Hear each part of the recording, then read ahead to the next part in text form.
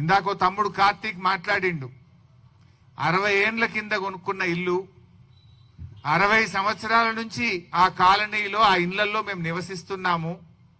ఆ డిఫెన్స్ కాలనీలో ఈరోజు ఇల్లు అమ్ముకోవడానికి పోతే మీది నిషేధిత జాబితాలో పెట్టిండ్రు అంటే మేము ఎక్కడికి పోవాలి అంటున్నాడు కార్తీక్. ఇది ఒక కార్తీక్ సమస్య కాదు, హైదరాబాద్ లోని లక్షలాది కుటుంబాల సమస్య. రాత్రికి రాత్రి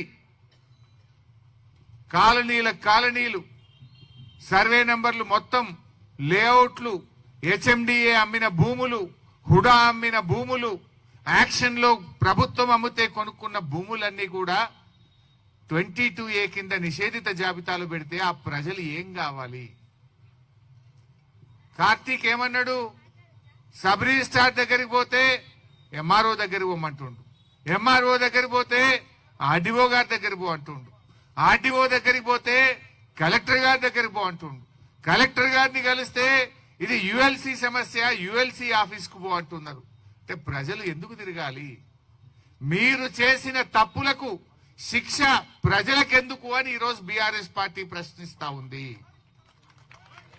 తప్పు మీది, ప్రజలకెందుకు శిక్ష? ఎందుకు పెట్టినారు ఈ భూములు?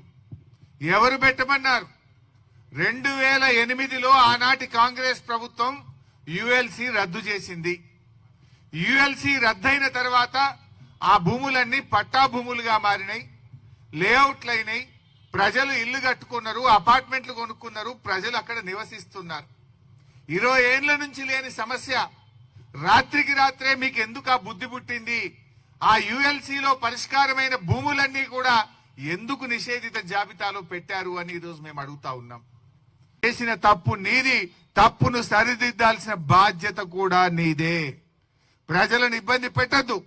ఏవైతే అన్యాయంగా అక్రమంగా పేద మధ్యతరగతి ప్రజల భూములను మీరు నిషేధిత జాబితాలో పెట్టినారో వెంటనే వాటిని తొలగించాలి, లేదంటే పెద్ద ఎత్తున బీఆర్ఎస్ ప్రజా ఉద్యమానికి శ్రీకారం చుడుతుంది. జాగ్రత్త అని హెచ్చరిస్తా ఉన్నా. పొంగిలేటి నీకు నైతిక విలువలుంటే తక్షణమే నైతిక బాధ్యత వహించి మంత్రిగా, రెవెన్యూ మంత్రిగా తప్పుకోవాలని చెప్పి ఈరోజు బీఆర్ఎస్ పార్టీ డిమాండ్ చేస్తా ఉంది. ఏంది భూదాహము? ఏంది ఇలా రాష్ట్రంలో కోడై కూస్తున్నారు 30% గవర్నమెంట్ అని? ఎన్ని డెవలప్మెంట్లకు తీసుకున్నారు మీరు? ఎన్ని భూములు నిషేధిత జాబితాల నుంచి తొలగించిండ్రు? ఆ తొలగించిన భూములను ఎన్ని డెవలప్మెంట్ తీసుకున్నారో వైట్ పేపర్ రిలీజ్ చేయండి.